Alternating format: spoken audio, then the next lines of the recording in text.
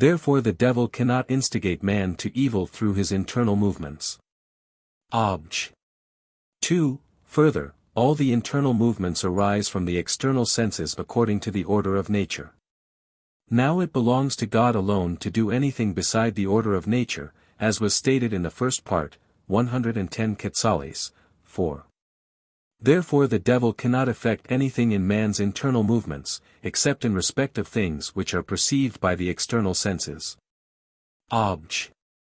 3. Further, the internal acts of the soul are to understand and to imagine.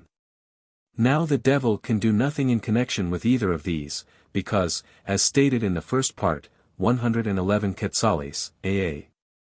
2, 3, add 2, the devil cannot impress species on the human intellect, nor does it seem possible for him to produce imaginary species, since imaginary forms, being more spiritual, are more excellent than those which are in sensible matter, which, nevertheless, the devil is unable to produce, as is clear from what we have said in the first part, q. 110, a. 2, 111 Quetzales, aa. 2, 3, add 2. Therefore the devil cannot through man's internal movements induce him to sin. On the contrary, in that case, the devil would never tempt man, unless he appeared visibly, which is evidently false. I answer that, the interior part of the soul is intellective and sensitive, and the intellective part contains the intellect and the will. As regards the will, we have already stated, 1. 111 Quetzales, 1. What is the devil's relation thereto? Now the intellect, of its very nature, is moved by that which enlightens it in the knowledge of truth, which the devil has no intention of doing in man's regard. Rather does he darken man's reason so that it may consent to sin, which darkness is due to the imagination and sensitive appetite. Consequently the operation of the devil seems to be confined to the imagination and sensitive appetite, by moving either of which he can induce man to sin. For his operation may result in presenting certain forms to the imagination.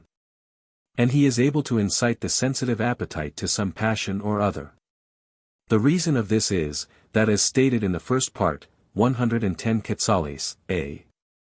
3, the corporeal nature has a natural aptitude to be moved locally by the spiritual nature, so that the devil can produce all those effects which can result from the local movement of bodies here below, except he be restrained by the divine power. Now the representation of forms to the imagination is due, sometimes, to local movement, for the philosopher says, de somno et vigil. De insum. 3, 4. That, when an animal sleeps, the blood descends in abundance to the sensitive principle, and the movements descend with it, viz. The impressions left by the action of sensible objects, which impressions are preserved by means of sensible species, and continue to move the apprehensive principle. So that they appear just as though the sensitive principles were being affected by them at the time. Hence such a local movement of the vital spirits or humors can be procured by the demons, whether man sleep or wake, and so it happens that man's imagination is brought into play. In like manner, the sensitive appetite is incited to certain passions according to certain fixed movements of the heart and the vital spirits, wherefore the devil can cooperate in this also. And through certain passions being aroused in the sensitive appetite, the result is that man more easily perceives the movement or sensible image which is brought in the manner explained, before the apprehensive principle, since, as the philosopher observes, de somno et Virgil. De insum. 3, 4, lovers are moved, by even a slight likeness, to an apprehension of the beloved. It also happens, through the rousing of a passion, that what is put before the imagination, is judged, as being something to be pursued, because, to him who is held by a passion, whatever the passion inclines him to, seems good. In this way the devil induces man inwardly to sin. Reply Obj. 1. Although vital functions are always from an intrinsic principle, yet an extrinsic agent can cooperate with them, even as external heat cooperates with the functions of the vegetal soul, that food may be more easily digested. Reply Obj. 2. This apparition of imaginary forms is not altogether outside the order of nature, nor is it due to a command alone, but according to local movement, as explained above.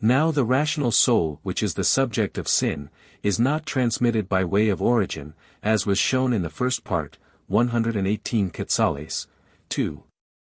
Therefore neither can any sin be transmitted by way of origin. Obj.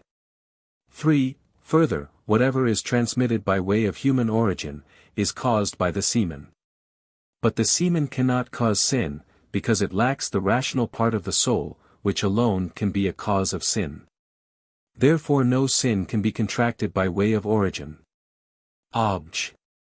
4. Further, that which is more perfect in nature, is more powerful in action. Now perfect flesh cannot infect the soul united to it, else the soul could not be cleansed of original sin, so long as it is united to the body. Much less, therefore, can the semen infect the soul. Obj. 5. Further, the philosopher says, Ethic. 3:5, no one finds fault with those who are ugly by nature, but only those who are so through want of exercise and through carelessness. Now those are said to be naturally ugly, who are so from their origin. Therefore nothing which comes by way of origin is blameworthy or sinful. On the contrary, the Apostle says, Romans 5 verse 12, by one man sin entered into this world, and by sin death. Nor can this be understood as denoting imitation or suggestion, since it is written, Wisconsin 2:24, by the envy of the devil, death came into this world. It follows therefore that through origin from the first man sin entered into the world. I answer that, according to the Catholic faith we are bound to hold that the first sin of the first man is transmitted to his descendants, by way of origin. For this reason children are taken to be baptized soon after their birth, to show that they have to be washed from some uncleanness. The contrary is part of the Pelagian heresy, as is clear from Augustine in many of his books, for instance, Retract. I. 9, de Pec. Merit. Et Remis. 9, Contra Julian. 3, 1, de Dono Persiv. 11, 12. In endeavoring to explain how the sin of our first parent could be transmitted by way of origin to his descendants, various writers have gone about it in various ways. For some, considering that the subject of sin is the rational soul, maintain that the rational soul is transmitted with the semen, so that thus an infected soul would seem to produce other infected souls. Others, rejecting this as erroneous, endeavored to show how the guilt of the parent's soul can be transmitted to the children, even though the soul be not transmitted. From the fact that defects of the body are transmitted from parent to child, thus a leper may beget a leper, or a gouty man may be the father of a gouty son, on account of some seminal corruption, although this corruption is not leprosy or gout. Now since the body is proportionate to the soul, and since the soul's defects redound into the body, and vice versa, in like manner, say they, a culpable defect of the soul is passed on to the child, through the transmission of the semen. Albeit the semen itself is not the subject of the guilt. But all these explanations are insufficient. Because, granted that some bodily defects are transmitted by way of origin from parent to child, and granted that even some defects of the soul are transmitted in consequence, on account of a defect in the bodily habit. As in the case of idiots begetting idiots. Nevertheless the fact of having a defect by the way of origin seems to exclude the notion of guilt, which is essentially something voluntary. Wherefore granted that the rational soul were transmitted, from the very fact that the stain on the child's soul is not in its will, it would cease to be a guilty stain binding its subject to punishment, for, as the philosopher says, Ethic. 3:5, no one reproaches a man born blind, one rather takes pity on him. Therefore we must explain the matter otherwise by saying that all men born of Adam may be considered as one man, inasmuch as they have one common nature, which they receive from their first parents. Even as in civil matters, all who are members of one community are reputed as one body, and the whole community as one man. Indeed Porphyry says, Praedic, de specie, that, by sharing the same species, many men are one man. Accordingly the multitude of men born of Adam, are as so many members of one body. Now the action of one member of the body, of the hand for instance, is voluntary not by the will of that hand, but by the will of the soul,